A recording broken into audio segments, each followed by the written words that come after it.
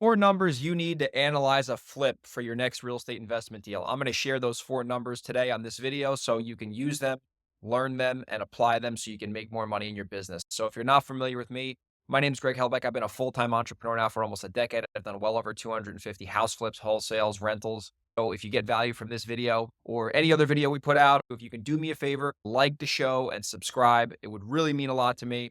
And today I'm going to talk about flipping houses and what are the four numbers you need to know in order to have a successful house flip? Because a lot of people, they want to do deals, they want to do real estate investing, and they get super confused on the numbers. They overanalyze, they don't understand how it works. And, by doing 250 plus properties, I know exactly what to look at to run the numbers for a house flip. And this is what you need to know. So the first number is the ARV, which is the after repair value. That just means what is the value of the house if it's fully renovated. So the way you find that is you go on Redfin or the MLS or Zillow and you find comparables, AKA like kind properties. You look at the pictures and you see where the person who's selling the house renovated everything. New kitchen, new bathroom, new floors, new paint job, new electric, like really good properties. That is ARV. That means that either a flipper renovated the house and sold it, or the homeowner renovated the property before they sold it. But ARV just means top of the market value, max retail value. So once you know that number, it's going to be very easy to run the numbers afterwards. Second number you want to look at is the as is value. Now, this is more for buying and selling, doing like wholesale style properties, which just means you're buying the property at a discount and it's worth, X amount of dollars more in the as is value.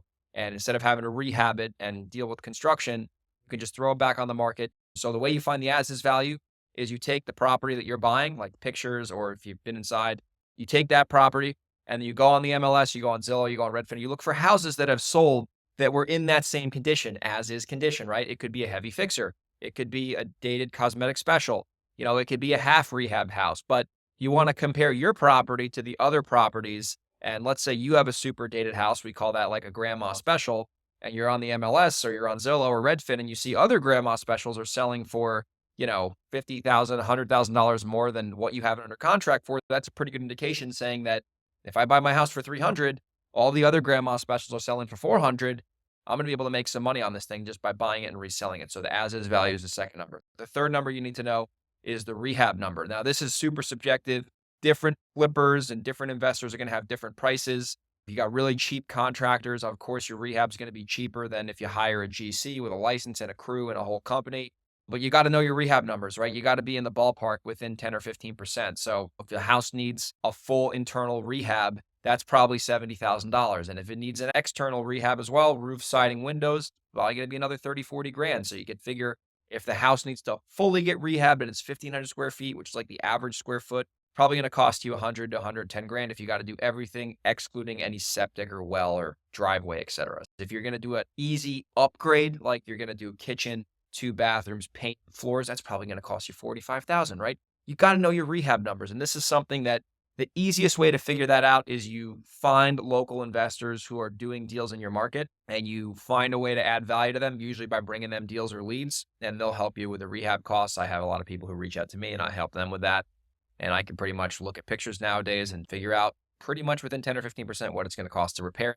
The fourth number you need to know, and this is something people don't put into their pro formas when they're running properties, is the soft costs, right? Nobody talks about that. Like you see these TV shows and they're like, oh, we bought a house for 500 and we sold it for 600 and we made 100 grand. That's not true because there's always soft costs when you're buying properties. And soft costs are just any expense that you're going to incur that is not rehab, right? So soft costs could include closing costs. And in some states, they're insanely high, like New York and Delaware.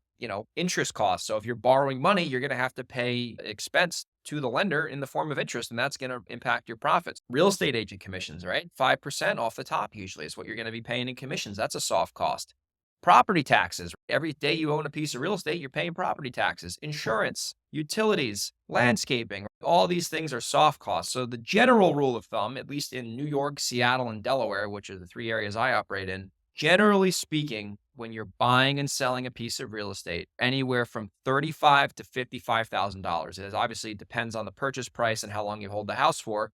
But usually what we need to assume in our company is that if we're going to be holding a house for 5 or 6 months, the overall soft cost when we add everything up with the closing on the buy, closing on the sale, commissions, interest, utilities is around $50,000. So if I'm buying a house for 400, and I'm going to somehow hold it for 5 months because it takes a long time to sell for whatever reason.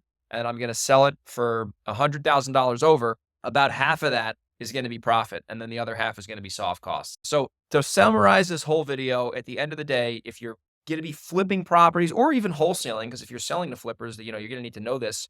You got to be a master of these 4 basic numbers. The ARV, you got to get good at finding that through comparables. The as-is value, which is the same exact thing, except you just look for properties that are in the same condition as yours. That's the as-is market value, fair market value, whatever you want to call it. The third number, you got to know the rehab costs. You got to figure out within 10 or 15% what it's going to cost to repair this, because nothing's worse if you're a wholesaler. You put out a deal and the house is a heavy fixer and you claim the rehab is 30 grand when it's really 60 or 70 grand. Like, you just look bad. And then the last number is the soft cost. Usually that's going to be closing costs on the buy, closing costs on the sale, which is really transfer tax and title fees. You're going to have recording fees in New York, like mortgage recording tax. You're going to have real estate agent commissions, hard money interest, private money interest, whatever the case is. But you know those 4 numbers, you master those 4 numbers, you'll be able to analyze properties quickly and make decisions on investing.